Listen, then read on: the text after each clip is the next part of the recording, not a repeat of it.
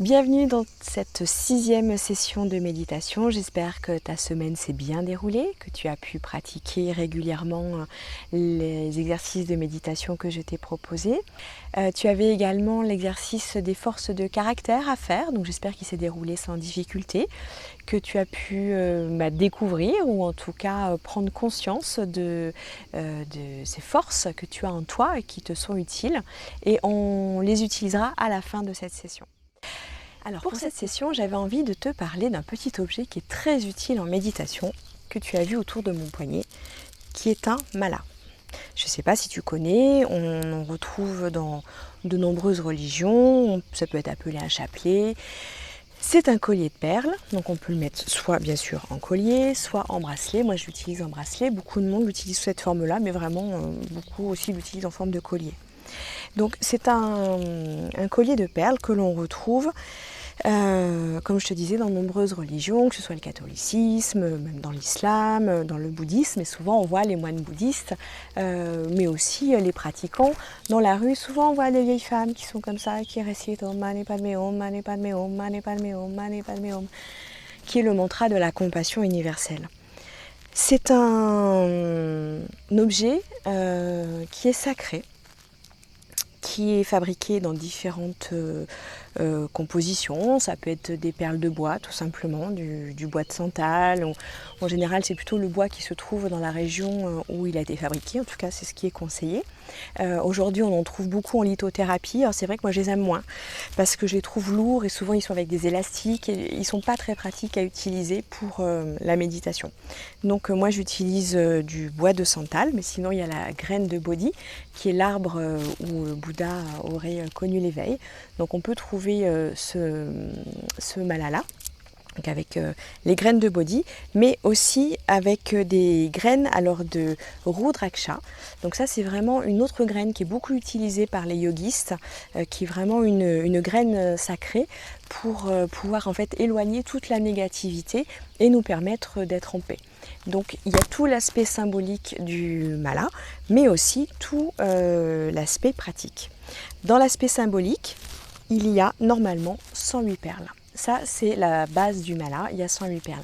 108, c'est un nombre sacré que l'on retrouve dans vraiment énormément de cultures. Ça peut être les 108 noms de Shiva, de Vishnu, de Bouddha, d'Ama. Ça peut être la circonférence du soleil qui est en lien avec celle de la terre. Elle est 100 fois plus grande que celle de la terre.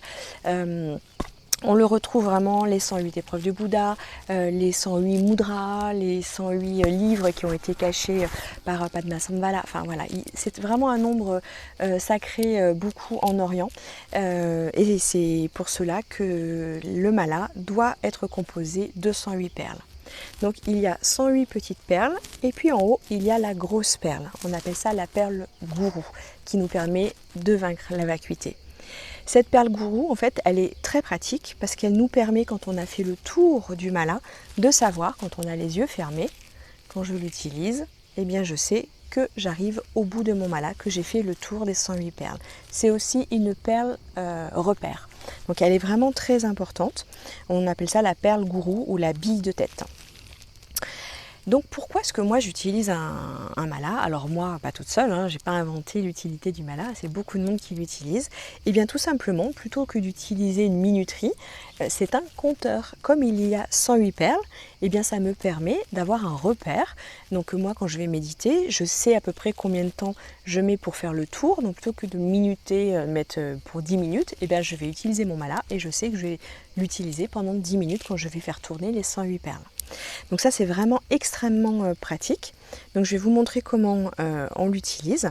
Donc en fait on prend le mala de la main gauche, entre le pouce et l'index, on part de la bille de tête et devant le cœur, on fait avancer, donc là j'exagère le mouvement pour que vous puissiez bien voir, chaque perle vers le cœur, vraiment pour intégrer à l'intérieur de soi toutes les intentions positives que tu veux mettre dans ta méditation.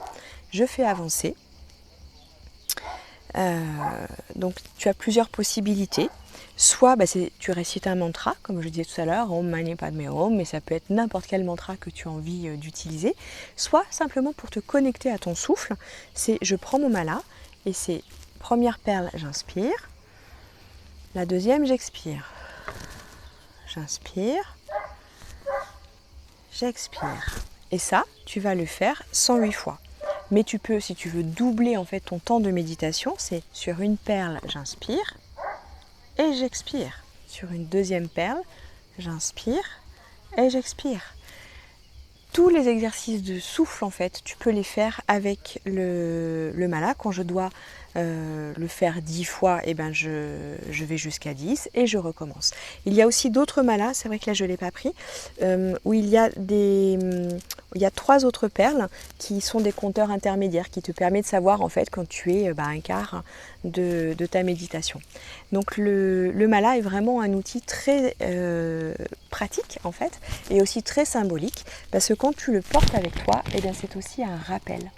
Un rappel que tu t'es engagé avec toi-même à méditer et il va se remplir en fait au niveau énergétique de tout le travail que tu as pu faire, le travail positif, de toutes les valeurs que tu as essayé de cultiver et que tu continues.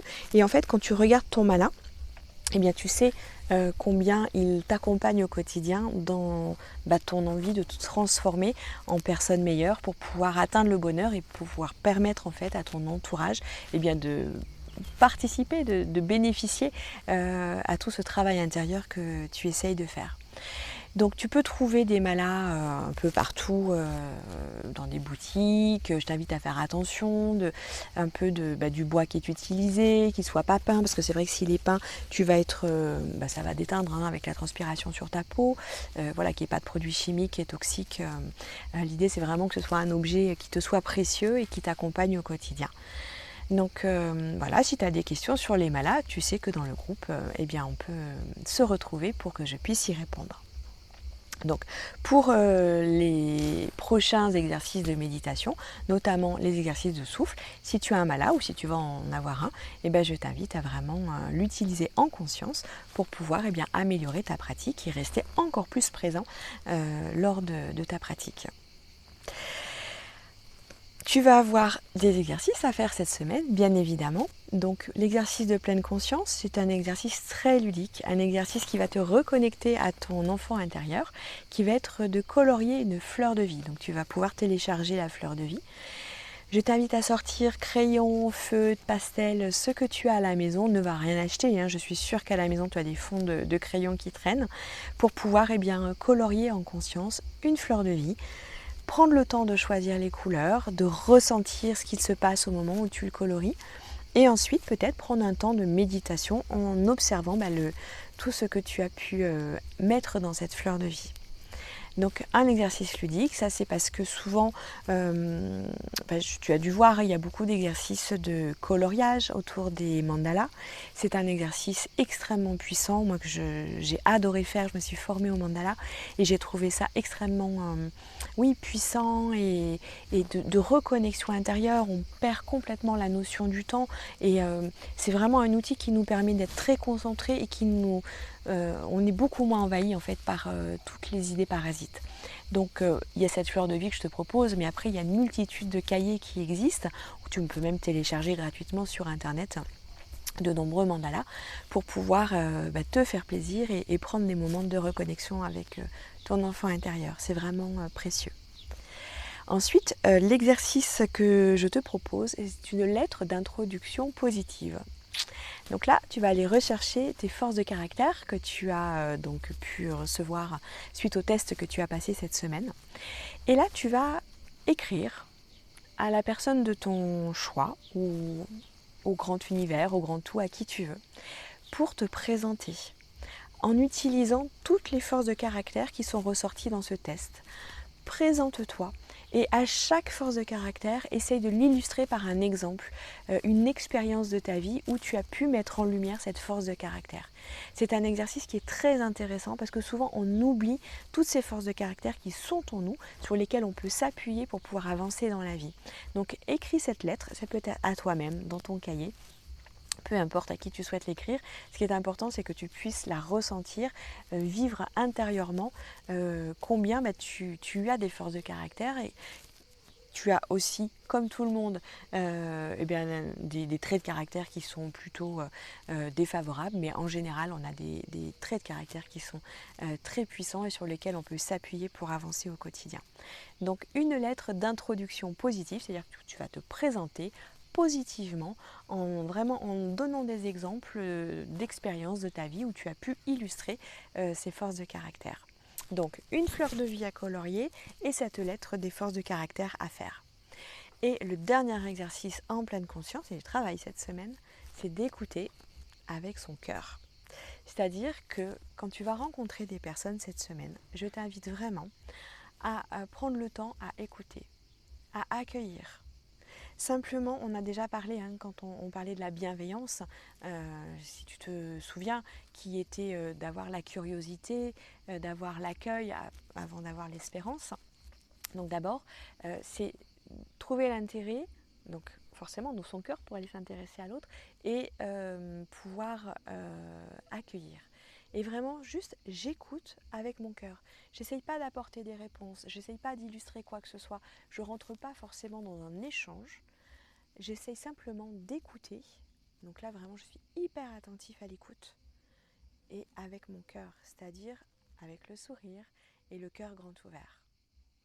Donc, beaucoup de travail cette semaine, plus la pratique des audios que tu vas trouver à charger. Et je te souhaite de vivre tout cela le cœur grand ouvert. Bonne semaine!